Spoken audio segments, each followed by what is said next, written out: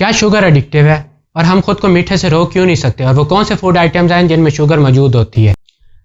अस्सलाम वालेकुम, मैं हूं Mohsin Raza Qasim and I am a dietitian. आइए शुगर के मुतालिक इन सवालों के जवाब जानने की कोशिश करते हैं।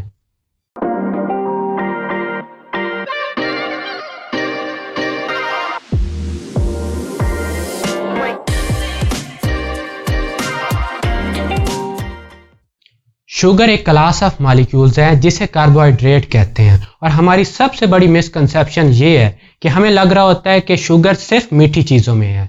हालांकि ऐसा नहीं है। हर वो चीज़ जो हम खा रहे हैं, इवन आप रोटी खा रहे हैं, चावल खा रहे हैं, या गोश्त खा रहे हैं, या ऑयली फूड्स खा रहे हैं, ये तमाम चीज़ें आपकी बॉडी में एक ख़ास अमाउंट में शुगर प्रोवाइड कर रही होती हैं। अब आते हैं एडिक्शन की तरफ। एडिक्शन को समझने के लिए हमें दो चीज़ों को समझना होगा, एक है रिवॉर्ड सिस्टम और एक है डोपामीन।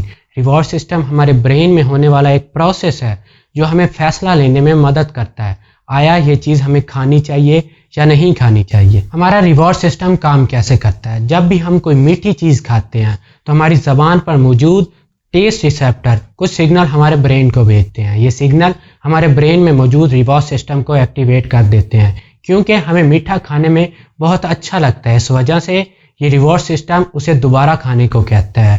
और ये रिवॉर्ड सिस्टम न सिर्फ शुगर बल्कि सोशलाइजेशन और ड्रग्स की वजह से भी एक्टिवेट होता है। रिवॉर्ड सिस्टम की एक्टिवेशन लॉस ऑफ कंट्रोल और क्रेविंग का बायस बनती है, और क्रेविंग का मतलब है किसी भी चीज़ को बार बार खाने का दिल करना। अब आते हैं डोपामीन की तरफ। डोपामीन हमारे रिवॉर्ड सिस्टम का ही एक अहम केमिकल है, और ये हमारे ब्रेन में मुख्तलिफ गुच्छों की सूरत में मौजूद होते हैं। ऐसे लोग जो ड्रग्स का इस्तेमाल करते हैं, जिसमें स्मोकिंग, अल्कोहल और हेरोइन शामिल है, इनके इस्तेमाल की वजह से उनमें डोपामीन के लेवल बढ़ जाते हैं, जिसकी वजह से उनमें ड्रग्स के बार बार इस्तेमाल करने की ख्वाहिश बढ़ जाती है, जिसे दूसरे लफ्ज़ों में ड्रग एडिक्शन भी कहते हैं।